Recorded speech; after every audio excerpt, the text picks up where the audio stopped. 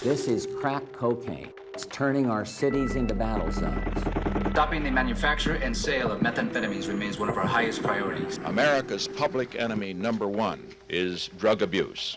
Richard Nixon used those words to declare America's war on drugs in 1971. In order to fight and defeat this enemy, it is necessary to wage a new all-out offensive.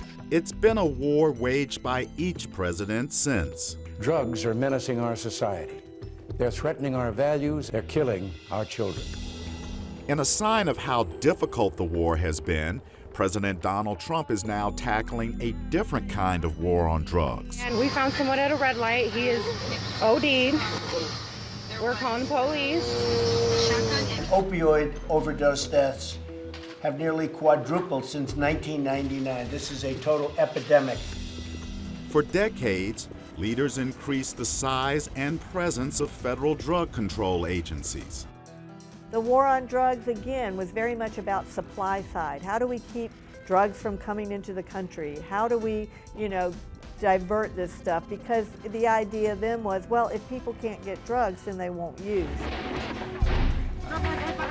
Billions of dollars funded military operations in Mexico and South America against drug cartels, traffickers, and smugglers who were making hundreds of millions of dollars in profits from selling cocaine, heroin, and other drugs in the U.S. U.S. police recently uncovered one of the largest cocaine hauls ever in Miami.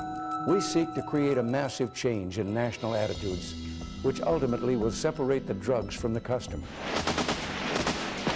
It was a selective battle. While the CIA was secretly funding the Contra rebels in Nicaragua, the Contras were smuggling thousands of pounds of cocaine into the United States. The flow of drugs created new addictions, like smoking cocaine in its most addictive form, crack. This is your brain, this is drugs. This is your brain on drugs. Any questions?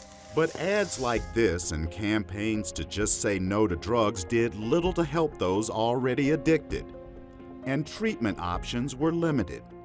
When we talk about epidemics and crisis in this country, we usually talk about them in terms of deaths.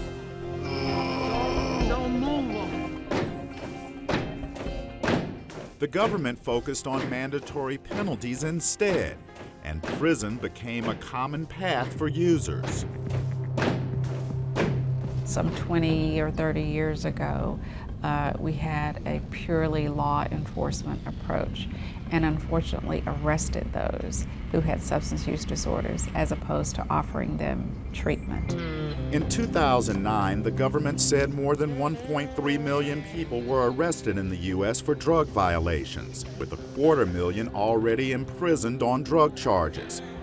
More than half of convicts were Black or Hispanic. The war took on a racial component. The crack cocaine problem was largely a problem in the African American neighborhoods, and we tried to incarcerate our way out of it. The heroin epidemic is an epidemic that's affecting more Caucasian youth or young adults. And that may be why we're trying to treat our way out of it. I don't think we can ignore that fact. By 2011, the Global Commission on Drug Policy declared the war on drugs a failure. It was not because of a lack of funding.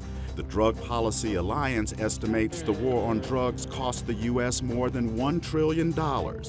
From the politicians, we need to have an approach that emphasizes prevention, treatment, a public health model for reducing drug use in our country. To the enforcers. We understand that the approaches from intervention, prevention, and education are as important as the interdiction efforts. You know her? Yeah. It's your sister? Oh my God. Now, a new narrative has emerged. Public opinion is shifting away from criminalization to looking at the opioid abuse epidemic through the lens of a public health crisis.